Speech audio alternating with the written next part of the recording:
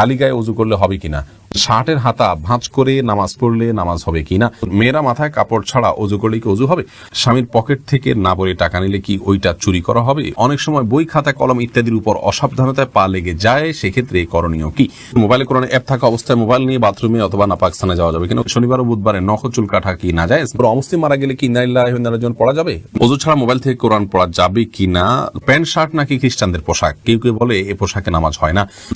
কামরুন নাহার বুলবুলি জানতে চেয়েছেন, অনেক সময় বই খাতা কলম ইত্যাদির উপর অসাবধানতায় পা লেগে যায়, সেক্ষেত্রে করণীয় কি, বই খাতা কলম ইত্যাদির উপর অসাবধানতা বশত যদি পাও লেগে যায় তাতে কোনো অসুবিধা নেই, তবে জ্ঞানের একটি উপকরণ হিসাবে অশ্রদ্ধা না হয় সেমনটি আমাদের করা উচিত। বিধায় ইচ্ছাকৃতভাবে এমনটি করা উচিত নয়, কখনো হয়ে গেলে খুব দ্রুততার সাথে সেটাকে যথাযোগ্য জায়গায় রাখা উচিত এবং পায়ে সরিয়ে রাখা উচিত। এর বাইরে ওইটাকে ছুঁয়ে সালাম করতে হবে এমন কোনো কথা নেই, বাধ্যবাধকতা নেই।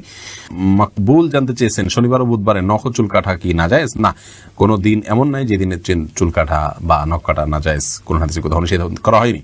ওযু ছাড়া মোবাইল থেকে কোরআন পড়া যাবে কিনা লোমো তসলিমা বোন জানতে চেয়েছেন, যাবে, কোনো অসুবিধা নেই।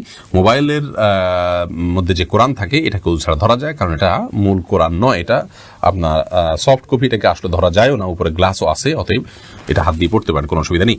আবু জাফর জানতে চেয়েছেন, প্যান্ট শার্ট নাকি খ্রিস্টানদের পোশাক, কেউ কেউ বলে এ পোশাকে নামাজ হয় না, এ পোশাকে নামাজ হয় না, এটি সম্পূর্ণ ভিত্তিহীন কথা। প্যান্ট শার্টে নামাজ হবে না, কোরআন হাদিসের কোথাও এরকম কোনো কথা বলা হয়নি, আর এটাকে এখন আর খ্রিস্টানদের পোশাক বলার কোনো সুযোগ নেই, কারণ এটি খ্রিস্টানদের কোনো ধর্মীয় আদর্শ থেকে ধর্মীয় বিশ্বাসের বাহক হিসাবে এটি যে আছে এমন নয়। আর দ্বিতীয় হলো যে খ্রিস্টানদেরই একান্ত আপনার পোশাক, তারাই শুধু পড়ে এমনও আর নাই, যার কারণে এটি একজন মুসলিম হিসেবে পড়তে পারেন, কোনো অসুবিধা নেই। এরপরে নিউটন সীমান্ত আপনি জানতে চেয়েছেন, কোনো অমুসলিম মারা গেলে কি ইন্না লিল্লাহি ওয়া ইন্না ইলাইহি রাজিউন পড়া যাবে, উত্তর হলে পড়া যাবে, কোনো অসুবিধা নেই। ইন্না লিল্লাহি ওয়া ইন্না ইলাইহি রাজিউন এর অর্থ হলো যে আমরা নিশ্চয়ই সবাই আল্লাহর এবং আল্লাহর কাছে আমাদের ফিরে যেতে হবে, অমুসলিমের ক্ষেত্রে একই কথা প্রযোজ্য, কোনো অসুবিধা নেই। ওই অর্থের দিক থেকে পড়া যেতে পারে। এরপরে শিপন আহমেদ আপনি প্রশ্ন করেছেন, মোবাইলে কোরআন অ্যাপ থাকা অবস্থায় মোবাইল নিয়ে বাথরুমে অথবা নাপাক স্থানে যাওয়া যাবে কিনা, উত্তর হলো যাবে, কোনো অসুবিধা নেই। এটা ভেতরে আমাদের মনের ভিতরে যেরকম কোরআন আছে, আমাদের স্মৃতিতে যেরকম কোরআন আছে, ওইটা নিয়ে আমরা বাথরুম যেতে পারি, মোবাইলের ভিতরে ওইটা আছে, যেতে পারেন, কোনো অসুবিধা নেই। সুমাইয়া শিমু আপনি জানতে চেয়েছেন, স্বামীর পকেট থেকে না বলে টাকা নিলে কি ওইটা চুরি করা হবে, ওই টাকা দান করলে কি গুনাহ হবে।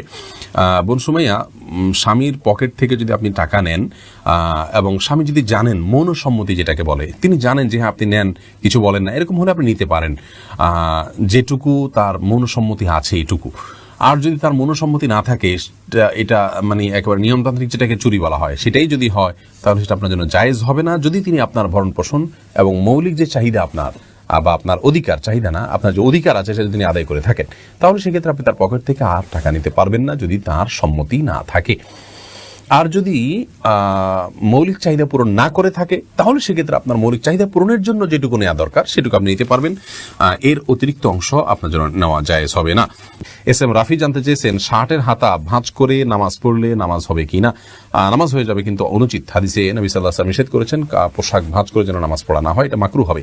সাকিবুল হাসান জানতে চেয়েছেন, মেয়েরা মাথায় কাপড় ছাড়া ওযু করলে কি ওযু হবে, মাথায় যদি কাপড় ছাড়া ওযু করেন আপনি, তাহলে সেক্ষেত্রে আপনার ওযু হয়ে যাবে, ওযুর জন্য মাথা কাপড় কোনো জরুরি না। এমনি মাহবুব ইসলাম জানতে চেয়েছেন, খালি গায়ে ওযু করলে হবে কিনা, ওযু করার সময় দোয়া আছে কিনা, ওযু করার সময় শুধু বিসমিল্লাহ বলে আপনি ওযু করবেন, বাস যথেষ্ট, আর কোনো দোয়া পড়া জরুরি না। আর মানে খালি গায়ে ওযু করতে পারেন, কোনো অসুবিধা